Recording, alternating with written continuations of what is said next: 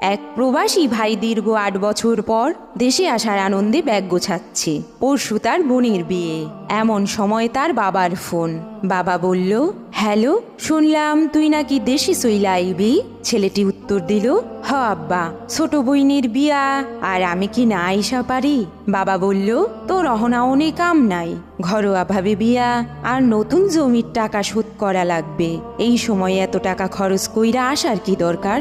বাবা ফোন রাখার পর ছেলেটি তার বোনকে কল দিল। কি রে বোন, তুইও কি বলবি ভাইয়া তোর আশা লাগবে না? বোন বলল, না ভাইয়া, আসলে বাবা 400 লোকের খাওয়া দাওয়ার ব্যবস্থা করেছে, অনেক টাকা দেনা কইরা। এই সময় তুমি আইলে টাকা শোধ করবে কে ভাইয়া?